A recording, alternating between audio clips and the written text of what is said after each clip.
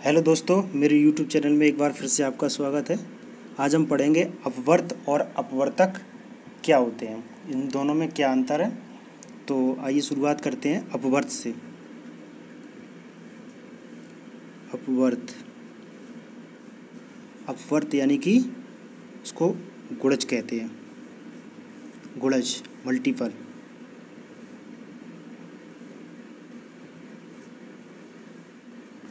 Multiple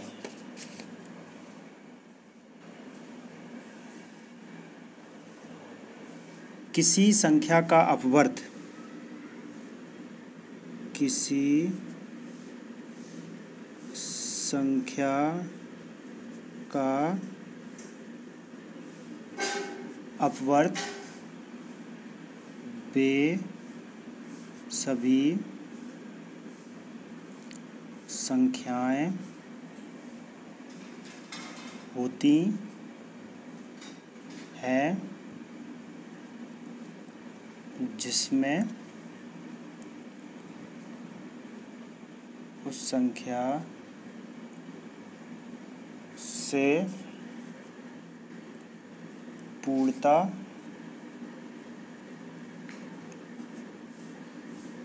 भाग लग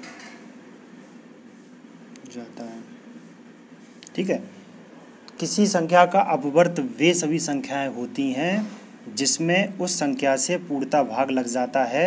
यानी कि उस संख्या का मतलब है कि हम जिस संख्या का अपवर्त निकाल रहे हैं तो उस सभी संख्याओं से जिन जिन संख्याओं में हमारा पूरा पूरा भाग चला जाएगा वे सभी संख्याएं हमारी उस संख्या की अपवर्त कहलाती हैं। जैसे देखते हैं, जैसे हम निकाल लें, जैसे 3 का अपवर्त, 3 का अपवर्त क्या हुआ, 3 का अपवर्त देखो, 3 का किस किस में भाग चला जाएगा मेरा, 3 का 3 में चला जाएगा, 6 में, 9, 12 में, 15, 18, इस तरीके से आगे हमारी काफ़ी ऐसी संख्या, अनंत तक ऐसी संख्या है जो हमारी 3 से पूर्णतः विभाजित हो जाएंगी। तो वो सभी संख्याएं जिनमें 3 का भाग लग जाएगा वे सभी संख्याएं 3 का अपवर्त कहलाएंगी। जैसे हम 4 का देख रहे हैं, 4 के अपवर्त कौन कौन से होंगे।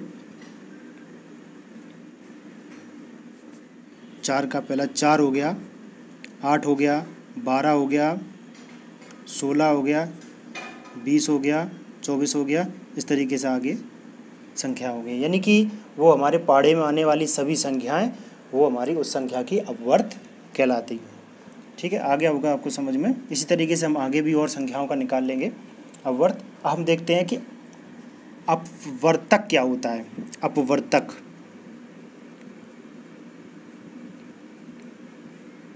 अपवर्तक यानी कि गुणनखंड। फैक्टर, फैक्टर क्या होता है। फैक्टर अपवर्तक, किसी संख्या का अपवर्तक, किसी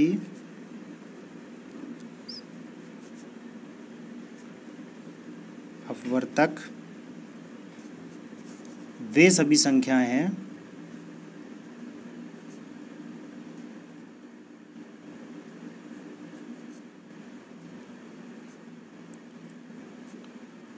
जो उस संख्या को पूर्णता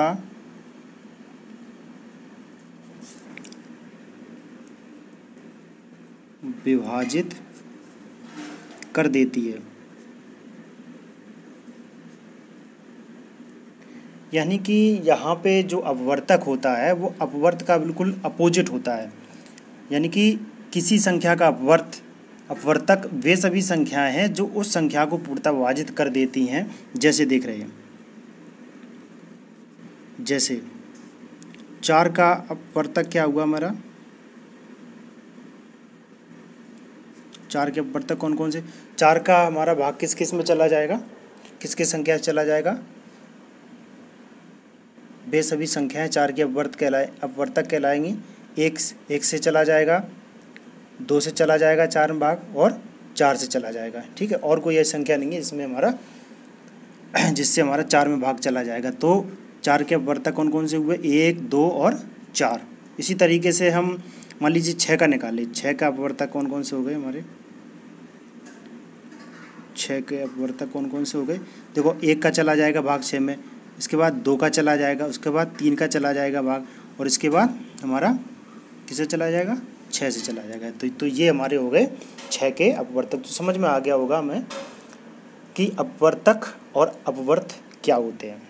ठीक है, जैसे एक बड़ी संख्या ले रहे हैं हम, जैसे 42 का अपवर्तक हमारे कौन कौन से हो गए?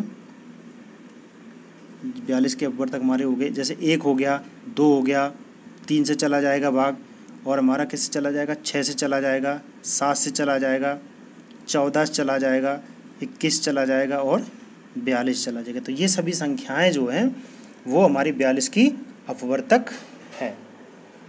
ठीक है, तो जो फैक्टर जो होते हैं, गुणनखंड जो होते हैं, वो हमारे, जैसे अभी हम लासा और मासा पढ़ेंगे तो उसमें हमारे गुणनखंड की ज़रूरत पड़ेगी। तो जो गुणनखंड होते हैं, अपवर्तक होते हैं हमारे, तो वो क्या होते हैं? हम वो अभाज्य संख्याओं में गुणनखंड किए जाते हैं। तो यहाँ पे हम अभाज्य संख्याएं भी समझ ले रहे हैं कि अभाज्य संख्याएं क्या होती हैं। तो अभाज्य संख्याएं कौन होती हैं? अभाज्य संख्याएं, अभाज्य संख्या वे सभी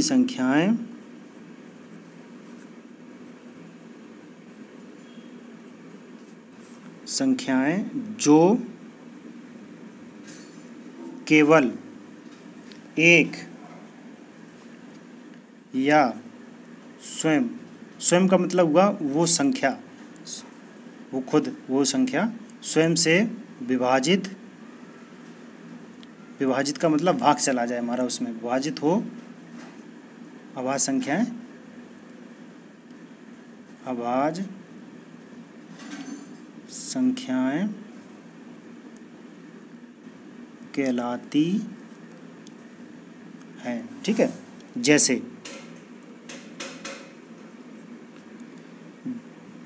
वे सभी संख्याएं जो केवल एक या स्वयं से विभाजित हो।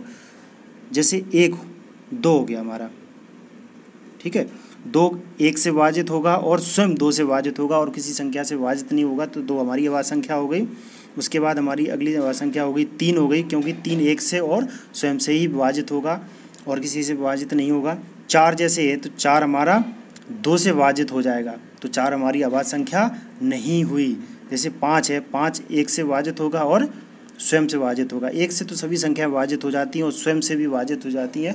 तो यहाँ पे बिल्कुल आसान भाषा में ये हम समझेंगे कि वे सभी संख्याएं अभाज्य संख्याएं कहलाती हैं जो स्वयं के अलावा किसी और दूसरी संख्या से विभाजित ना हो, जिसमें किसी दूसरी संख्या का भाग ना जाए, तो वो सभी संख्याएं हमारी अभाज्य संख्याएं कहलाती हैं। जैसे यहाँ पे 6 नहीं होगा, क्योंकि 6 2 से और 3 से विभाजित हो रहा है। तो अगली हमारी संख्या होगी 7, इसके बाद 11, इसके बाद 13, इसके बाद और आगे भी संख्या हैं। इस तरीके से हम अपना देख लेंगे।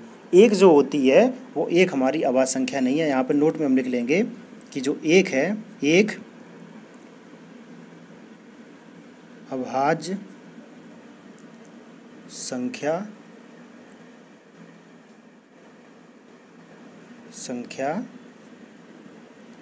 नहीं है। ठीक है, समझ में आ गया। एक चीज़ और देख ले रहे हैं कि 1 से लेकर 100 तक कुल 25 अभाज्य संख्याएं होती हैं। यहाँ पे लिख लेंगे 1 से लेकर 100 तक कुल 25 अभाज्य संख्याएं होती हैं। अब एक चीज़ और हम समझ ले रहे हैं यहाँ पे कि जो हम गुणनखंड करते हैं, मैंने बताया कि वो अभाज्य संख्याओं में करते हैं, तो कुछ हम अभाज्य संख्याओं से विभाजित होने का एक कुछ नियम होते हैं, उनको भी हम समझ लेते हैं इसी में साथ में। तो हम समझते हैं कि 2 से विभाजित होने का नियम क्या होता है। 2 से व्यक्त होने का नियम। कौन कौन सी संख्याएं जो है हमारी वो 2 से विभाजित हो जाएंगी। कोई संख्या 2 से व्यक्त होगी यदि कोई भी संख्या, देखेंगे कोई संख्या 2 से विभक्त होगी, विभक्त मतलब विभाजित होगी, यदि उस संख्या का यदि उस संख्या का इकाई का अंक या तो 0 हो या 2 हो या 4 हो 6 हो 8 में से कोई एक हो, तो वो सभी संख्याएं हमारी 2 से विभाजित हो जाएंगी, यानी कि उसमें 2 का भाग चला जाएगा। जैसे देख ले रहे, जैसे 3720 है, इसमें देखो इकाई का अंक हमारे कितना है 0, तो ये संख्या हमारी 2 से विभाजित हो जाएगी। इसमें अगर हम भाग देंगे तो हमारा 2 का पूरा भाग चला जाएगा। जैसे अगली संख्या जैसे 512, क्योंकि यहाँ पे देखो इकाई का अंक कितना है 2 है, तो ये संख्या भी 2 से विभाजित हो जाएगी। ठीक है, जैसे हम लिख ले रहे 500 मान लीजिए 74, ये भी हमारी संख्या हो जाएगी, क्योंकक्योंकि यहाँ इकाई का अंक कितना है 4 है, ये संख्या 2 से विभाजित हो जाएगी। इस तरीके से 656, 788, तो ये सभी संख्याएं हमारी क्या है, ये संख्या हमारी 2 से विभाजित हो जाएगी। तो ये होता है 2 से विभाजित होने का नियम कि यदि इकाई का अंक हमारा 0, 2, 4, 6 या 8 में से कोई एक अंक है इकाई का, तो वो संख्या हमारी 2 से पूर्णतः विभाजित हो जाएगी। 3 से देखेंगे, 3 से विभाजित होने का नियम क्या है, 3 से विभक्त होने का नियम,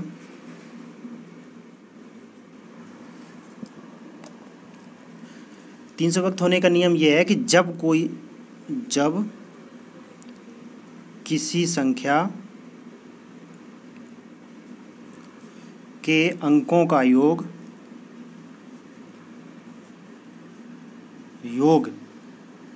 3 से विभक्त होगा तो संख्या 3 से विभाजित होगी। आगे समझ में कि जब किसी संख्या के अंकों का योग 3 से विभाजित हो तो वह पूरी संख्या 3 से विभाजित होगी। जैसे हम देख ले रहे, जैसे कोई एक संख्या ले रहे, कोई एक बड़ी संख्या ले रहे, जैसे 3726 ले रहे, ठीक है, कि यहाँ पे के अंकों का योग कितना है, के अंकों का योग, ये अंक हमारे कौन कौन से, 3 हो गया, +7 हो गया, +2 हो गया, +6 हो गया। तो यहाँ पे इनका योग कितने हुआ, तो 3 और 7 10, 2 12, 12 और 6 18, 18 जो 3 से विभाजित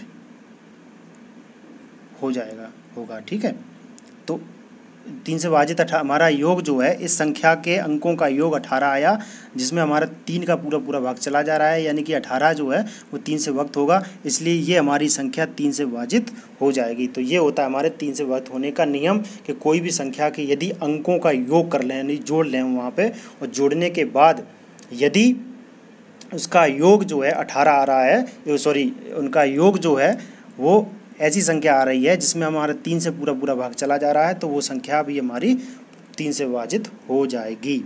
अब यहाँ पे देंगे 5 से विभक्त होने का नियम।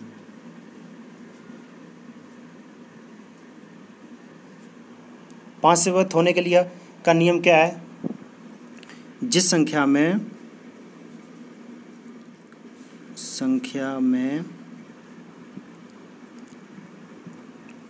इकाई का अंक 0 व 5 हो तो वह संख्या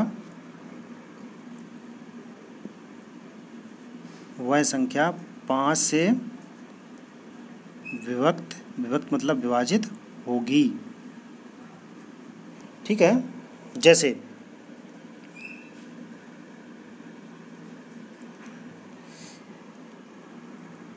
कोई भी संख्या ले रहे, जैसे हम ले रहे 675, देखो यहाँ पे इकाई का अंक कितना है 5 है, तो ये संख्या 5 से विभाजित हो जाएगी। जैसे ले रहे हम 670, यहाँ पे इकाई का अंक 0 है, तो ये संख्या हमारी 5 से विभाजित हो जाएगी। इस तरीके से कोई भी संख्या ले रहे 210, ये भी संख्या हमारी, क्योंकि इकाई का अंक 0 है, तो ये संख्या हमारी 5 से विभाजित हुई है। यहाँ पे एक चीज़ और देख लेंगे कि यहाँ पे 2 जो है दो में भी यही नियम है, दो से विभक्त होने का भी ये नियम है कि यदि इकाई का अंक 0 है तो देखो इकाई का अंक यहाँ पे 0 हो रहा है तो ये संख्या 2 से भी विभाजित हो जाएगी, 5 से भी होगी और 2 से भी विभाजित हो जाएगी। तो इस तरीके से कुछ नियम मैंने बताए, 2 से और 5 से, 2 से 3 से 5 से विभक्त होने के कुछ नियम बताए। अगले वीडियो में हम आपको बताएंगे कि गुणनखंड किस तरीके से किए जाते हैं। तो धन्यवाद।